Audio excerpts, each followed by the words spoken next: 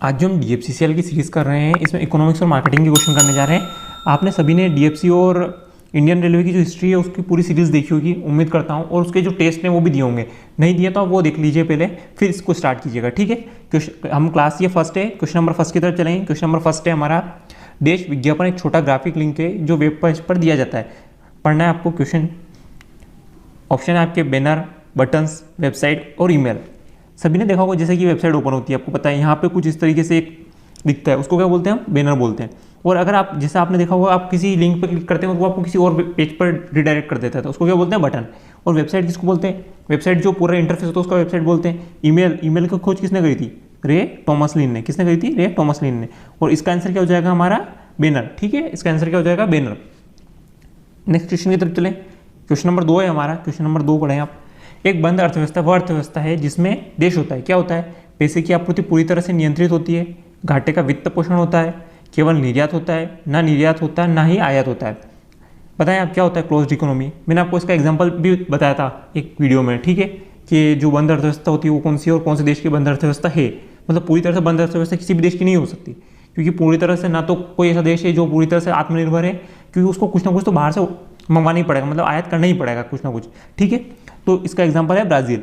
क्या है, ब्राज़ील कोशिश करता है कि कोई भी चीज़ मतलब मंगवाई ना जाए, ठीक है। तो ये इसका आंसर क्या हो जाएगा, ना निर्यात ना आयात हो, जिसमें ऐसी अर्थव्यवस्था जिसमें ना तो निर्यात हो ना आयात हो उसको कहते हैं पूरी तरह से बंद अर्थव्यवस्था, ठीक है। नेक्स्ट क्वेश्चन की तरफ चलें। क्वेश्चन नंबर 3 है हमारा। देश एक नई श्रेणी में नया संशोधित उत्पाद लॉन्च करने के लिए सफल ब्रांड नाम का उपयोग करने की रणनीति है। आपको बताना है क्या है, due branding, line extension, brand extension या मल्टी ब्रांडिंग। बताइए क्या होता है, इसका आंसर क्या है। 3 सेकंड आपके पास। इसको बोलते हैं, क्या बोलते हैं, ब्रांड एक्सटेंशन। ब्रांड एक्सटेंशन मतलब मैं आपको एक सिंपल सी लैंग्वेज में समझाता हूँ।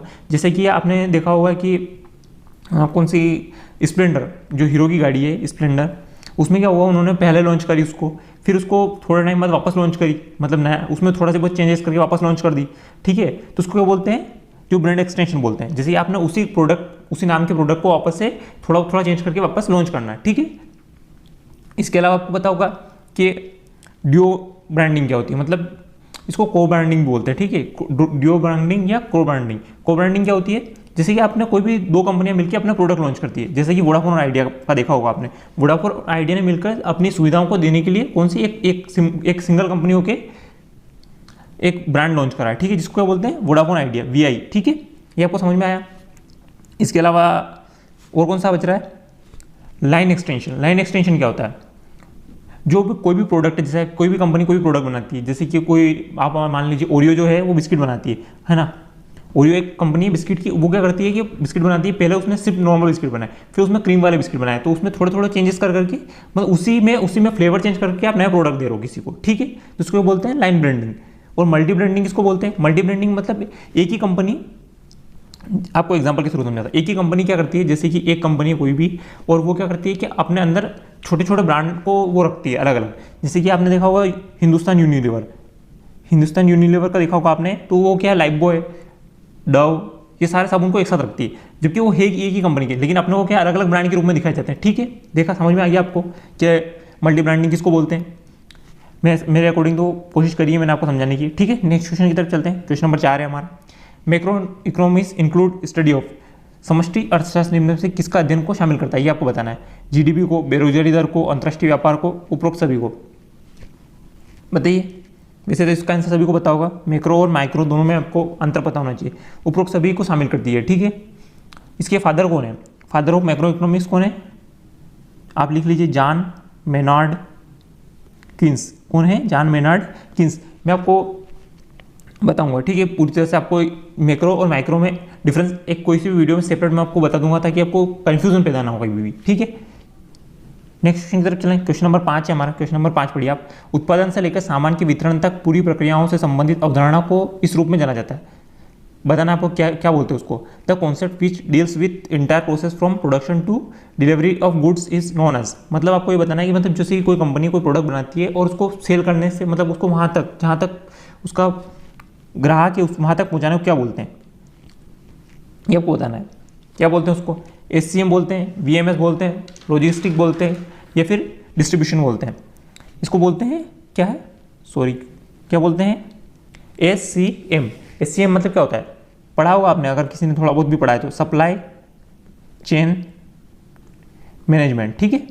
इसको क्या बोलते हैं, SCM का फुल फॉर्म क्या होता है, सप्लाई चेन मैनेजमेंट। इसके अलावा लॉजिस्टिक क्या बोलते हैं, लॉजिस्टिक मतलब क्या होता है, जैसे कि आपने सुना भी होगा Amazon logistic, Flipkart logistic.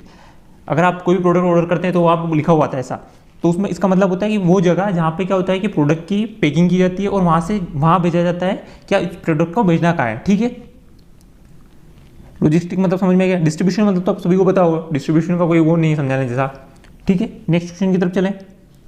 Next question है हमारा क्वेश्चन नंबर 6, ओलिगोपोली का अर्थ है, ये आपको बताना है। ओलिगोपोली का अर्थ है क्या, क्या मतलब होता है इसका, विक्रेताओं के छोटे समूह द्वारा बाजार का वर्चस्व, विक्रेताओं के बड़े समूह द्वारा बाजार का वर्चस्व, बाजार में विक्रेताओं के छोटे और बड़े दोनों समूहों का वर्चस्व, यह उपरोक्त में से कोई नहीं। ओलिगोपोली मतलब होता है, सिंपल सी बात है कि जो बड़े बड़े व्यापारी होते हैं, आपको पता हो, उनका एक छोटा समूह होता है। मतलब व्यापारी तो बड़े होंगे लेकिन उनका छोटा समूह होगा। मतलब जैसे कि कोई ज़्यादा पैसे वाले व्यापारी हैं, वो मिलकर एक समूह बना लेते हैं। जैसे 10-12 व्यापारी, आपने हर जगह देखा होगा, 10-12 व्यापारी मिलकर अपना एक वर्चस्व बना लेते हैं, तो उसको बोलते हैं ओलिगोपोली। मतलब विक्रेताओं के छोटे समूह द्वारा बाजार का वर्चस्व। मतलब इसमें व्यापारी तो बड़ा होगा लेकिन वर्चस्व, मतलब जो ग्रुप होगा वो छोटा लोगों का होगा, मतलब छोटा ग्रुप होगा, ठीक है। समझ में आ गई बात। नेक्स्ट क्वेश्चन की तरफ चलें। क्वेश्चन नंबर 7 है, बुल्स और बियर किसको बोलते हैं। साधारण निवेशक को, सरकारी संस्थाएं, सट्टेबाज या धन उधार देने वाले को।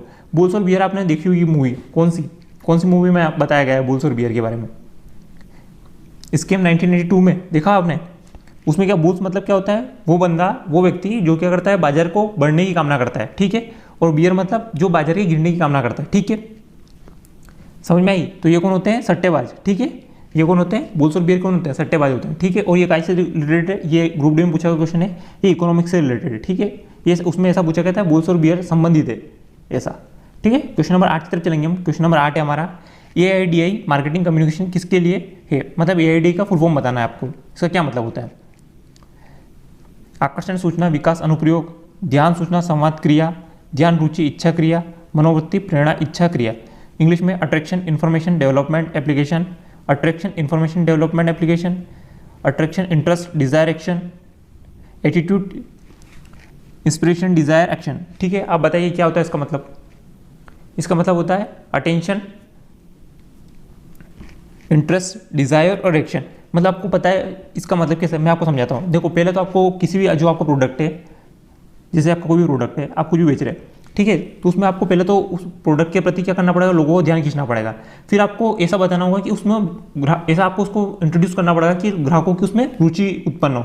फिर वो उनके अंदर खरीदने की इच्छा आपको करना पड़ेगी, प्रकट करवानी पड़ेगी कि किस तरीके से वो खरीदे, उसको इस प्रोडक्ट को किस तरीके से लेना चाहिए। मतलब वो उसको सारे आप प्रॉफिट बताएंगे।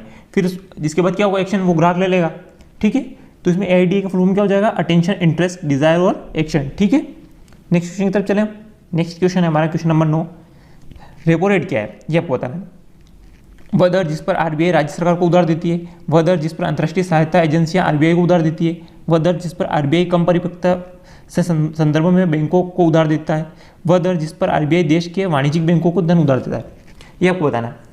रेपो और रिवर्स रेपो आपको पता होना चाहिए, दोनों पता होना चाहिए, ठीक है।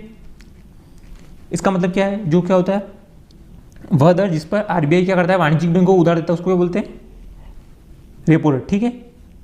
क्वेश्चन मैं आपको थोड़ा समझा देता हूँ, रेपो रेट और रिवर्स रेपो रेट थोड़ी सी खाली स्लाइड पे, ठीक है। पहली बात तो ये डिसाइड कौन करता है, ये है कौन डिसाइड करता है, RBI डिसाइड करता है, ठीक है। कौन डिसाइड करता है, RBI की स्थापना कौन से आयोग की सिफारिश पे हुई थी, यंग हिल्टन आयोग, कौन से, यंग हिल्टन आयोग की सिफारिश पे हुई थी, ठीक है। एक्ट कौन सा था, एक्ट था 1934 का, एक्ट था 1934 का एक्ट था। जब RBI की स्थापना होती है, कब होती है, 1 अप्रैल 1935 को स्थापना होती है, ठीक है। 1 अप्रैल 1935 को RBI की स्थापना होती है। कहाँ पे इसका हेडक्वार्टर रहता है, स्टार्टिंग में, इसका स्टार्टिंग में हेडक्वार्टर होता है कोलकाता में। कहाँ पे होता है, कोलकाता में। उसके बाद इसको कहाँ पे स्थानांतरित कर दिया जाता है, अभी कहाँ है, मुंबई में। अभी कहाँ है हेडक्वार्टर, मुंबई में, ठीक है। और जब RBI की स्थापना होती है तो उस टाइम इसका जो पूंजी होती है वो कितनी होती है, 5 करोड़ पूंजी होती है, ठीक है। इस्टेब्लिश के टाइम इसकी पूंजी कितनी होती है, 5 करोड़। इसके अलावा और क्या बताना चाहिए, फर्स्ट गवर्नर कौन थे RBI के, फर्स्ट गवर्नर कौन थे, ऑसबोर्न स्मिथ, कौन थे, ऑसबोर्न स्मिथ, ठीक है। और पहले भारतीय गवर्नर की बात करेंगे तो कौन होंगे पहले भारतीय गवर्नर, आप मुझे बताएं। पहले भारतीय गवर्नर कौन थे? सीडी, कौन थे? सीडी देशमुख, ठीक है। सीडी देशमुख थे जो पहले भारतीय गवर्नर थे। और अभी कौन है भारतीय गवर्नर? जो आरबीआई के हैं। इसके अलावा आपको क्या पता होना चाहिए, इसका राष्ट्रीयकरण कब हुआ? राष्ट्रीयकरण हुआ था 1 जनवरी 1949 को। आरबीआई का राष्ट्रीयकरण कब हुआ? 1 जनवरी 1949 को, ठीक है। इसके अलावा आपको और क्या पता होना चाहिए? और आपको पता होना चाहिए कि अभी जैसे कि मैं बता रहा हूँ, रेपो रेट और रिवर्स रेपो रेट कौन डिसाइड करता है? वो करता है आरबीआई, ठीक है। और आरबीआई में 4 डिप्टी गवर्नर होते हैं, 4 डिप्टी गवर्नर होते हैं। उनके नाम आपको पता होना चाहिए क्योंकि अभी भी चेंज हुए हैं, इसलिए 4 डिप्टी गवर्नर कौन कौन है? पहले डिप्टी गवर्नर जी हमारे टी रवि, ठीक है, लिख लीजिए आप। दूसरे हैं एम राजेश्वर राव, एम राजेश्वर, कौन है? एम राजेश्वर राव। और तीसरे डिप्टी गवर्नर कौन है? एम डी पात्रा, तीसरे हैं एम डी पात्रा, ठीक है। चौथे कौन है? एम के जैन, ठीक है। एम के जैन जो है हमारे चौथे डिप्टी गवर्नर है। इसके अलावा आपको अभी जो वर्तमान में गवर्नर कौन है? शक्तिकांत दास, कौन है? शक्तिकांत दास, शक्तिकांत दास। कौन से नंबर के गवर्नर है यहाँ बताइए? 25वें। कौन से नंबर के हैं? 25वें। देखिए 23वें, 24वें और 25वें आपको याद होना चाहिए। 23वें कौन है? 23वें हैं रघुराम राजन, रघुराम राजन। और 24वें कौन थे? उर्जित पटेल जी जो है हमारे आरबीआई के गवर्नर थे। अब मैं आपको बता देता हूँ रेपो रेट और reverse repo rate. Repo rate कौन सा है? रेपो रेट किसको बोलते हैं? रेपो रेट उसको बोलते हैं जब आरबीआई क्या करता है? वाणिज्यिक बैंकों को उधार देता है, ठीक है। यानी आरबीआई जो है वो वाणिज्यिक बैंकों को उधार देगा तो उसको क्या बोलते हैं? वाणिज्यिक बैंकों को उधार देगा तो रेपो रेट कितना है? अभी 4% है, ठीक है। अभी रेपो रेट कितना है? 4%, याद रखिएगा। और रिवर्स रेपो रेट कितना है? रिवर्स रेपो रेट कितना है? रिवर्स रेपो रेट किसको बोलते हैं? जब मार्केट में क्या होता है कि लिक्विडिटी ज़्यादा हो जाती है तो आरबीआई क्या करता है? बैंकों से उधार लेता है, तो उसको क्या बोलते हैं? रिवर्स रेपो रेट, ठीक है। अभी वो कितना है? 3.35%। कितना है? 3.35%, ठीक है। ये आपको पता होना चाहिए सारे क्वेश्चन। नेक्स्ट क्वेश्चन की तरफ चले हम। समझ में आ गया आपको इतना? क्वेश्चन नंबर 10 है हमारा और शायद लास्ट क्वेश्चन है। गूगल के सशुल्क विज्ञापन कार्यक्रम को क्या कहा जाता है? Google search console, Google analytics, Google ads या गूगल एडमॉब? में से आज के ज़माने में सभी को पता होगा इसको क्या बोलते हैं? गूगल एड्स कहा जाता है। क्या कहता है? Google ads. गूगल एड्स में आप 4000 रुपये देके अपना एडवर्टाइजमेंट चलवा सकते हो कहीं भी, ठीक है। गूगल सर्च कंसोल क्या होता है बताइए अब मुझे? एसईओ जिसको बोलते हैं, क्या होता है? आप मुझे कमेंट करके बताएं। वैसे तो इतनी इस जनरेशन में हम ये उम्मीद करते हैं कि इस गूगल सर्च कंसोल क्या होता है, गूगल एनालिटिक्स क्या होता है, ये आपको पता होना चाहिए। गूगल एडमॉब के बारे में पता है? जो गूगल का जो एड वाला जो सेक्टर है वो कहाँ? मोबाइल की एप्लीकेशन में जो काम करता है उसको क्या बोलते हैं? गूगल एडमॉब, ठीक है। इसी साथ अपन वीडियो का एंड करते हैं। Thank you. अगर आपको वीडियो पसंद आया तो बिल्कुल आप लाइक कमेंट कर सकते हैं, ठीक है। Thank you.